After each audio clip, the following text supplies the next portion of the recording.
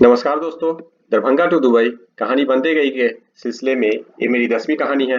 उम्मीद है आपको पसंद आएगी। तो चले कहानी की ओर। नजरिया। सितंबर 2003। चेन्नई। टीएमएल और आईपी रिंग्स के प्रोजेक्ट्स कंप्लीट होने के बाद मुझे सिंगापुर के एक अपेक्षित प्रोजेक्ट पर काम करने का ऑफर आया। ये सपना साकार होने वाला क्षण था, लेकिन सपना साकार होने में सबसे बड़ी बाधा थी पासपोर्ट। मेरे पास नहीं था। उन दिनों पासपोर्ट का मिलना बड़ी बात होती। मैंने 2 सप्ताह की छुट्टी लेकर 14 सितंबर को चेन्नई से तरियानी आकर पासपोर्ट बनवाने के प्रोजेक्ट पर लग गया। प्रथम सप्ताह थाना कमतौल व दरभंगा एसपी से पुलिस वेरिफिकेशन कराने में ज्यादा परेशानी नहीं हुई। दूसरे सप्ताह के प्रथम दिन यानी सोमवार को ही मेरा एप्लीकेशन दरभंगा से पटना पासपोर्ट कार्यालय आ गया। पता चला लंबी कतार है, महीनों लग जाते हैं पासपोर्ट मिलने में। हाँ, अगर अर्जेंट हो तो पासपोर्ट अधिकारी से मिलने पर प्राथमिकता दी जाती है। अगले दिन मंगलवार को तड़के सुबह लाइन में लग गया और पासपोर्ट अधिकारी को बताया। अधिकारी ने सिंगापुर प्रोजेक्ट्स का लेटर देने को कहा। जब चेन्नई ऑफिस से बात की तो अपेक्षित प्रोजेक्ट्स के लिए लेटर देने में असमर्थता जाहिर की। बुधवार को कार्यालय का चक्कर लगाया, कोई एजेंट ही मिल जाए और काम बने। सारा प्रयास व्यर्थ, कोई रास्ता नहीं निकलता देख महीनों इंतजार करना ही अब दिख रहा था।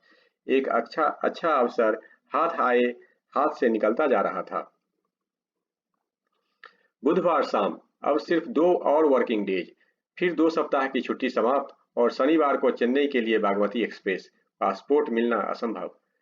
विजय बाबू, पूर्व रेल मंत्री ललित बाबू के लड़के, जो दरभंगा के सांसद भी रह चुके थे, हमारे क्षेत्र जाले के मौजूदा विधायक थे। उनसे मिलने का मन किया। नेता के प्रति लोगों ने अलग ही नजरिया बना रखा था, मैं भी उसी नजरिए से गया। देर शाम उनके आवास पर मिला। काम हो जाएगा का आश्वासन देते हुए अगले सुबह अपने ऑफिस ललित भवन में मिलने को कहा। इतना बड़ा काम और इतनी जल्दी हो जाएगा का आश्वासन मेरे नजरिए को बरकरार रखा। अगले दिन गुरुवार, विजय बाबू ने अपने सांसद वाले लेटर पैड पर एक भारी भरकम लेटर अधिकारी को लिख पासपोर्ट निर्गत करने का आग्रह किया।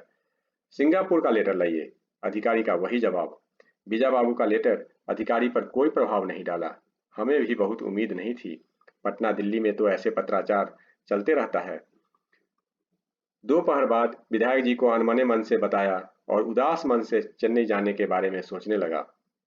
विधायक जी भी कुछ सोचने लगे और थोड़ी देर बाद वो अपने रिश्तेदार, जो विदेश मंत्रालय में किसी बड़े ओहदे पर कार्यरत थे, से बात की।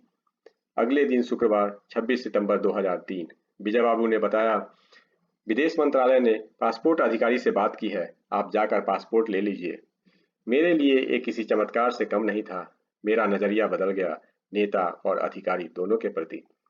अगले दिन शनिवार सुबह सुबह उनसे आभार प्रकट की, चाय पी और दोपहर बाद 3 बजे बागमती एक्सप्रेस से चेन्नई। पासपोर्ट बनवाना साकार हुआ और विदेश जाना भी, हालांकि सिंगापुर के बदले सऊदी। पटना आने पर कई बार विजय बाबू से मिलने की कोशिश की, लेकिन उनकी व्यस्तता के कारण 2-3 साल बीत गए। साल 2005-6 मिलने पर वो वाकया बताया, उन्हें सब याद था। कुछ देर बैठने और बात करने के बाद उन्होंने कहा, आप तरियानी से नहीं हैं, आप तरियानी, कमतौल या जाले से नहीं हैं। मैं कुछ समझ नहीं पा रहा था। जी, मैं तरियानी से ही हूँ, मैं तरियानी कमतौल से ही हूँ, मैंने जोर देकर कहा। नहीं नहीं, अगर आप तरियानी, कमतौल या जाले से होते तो काम होने के बाद दोबारा मिलने नहीं आते। बिना काम का तो लोग नहीं मिलते, काम के बाद भी नहीं मिलते।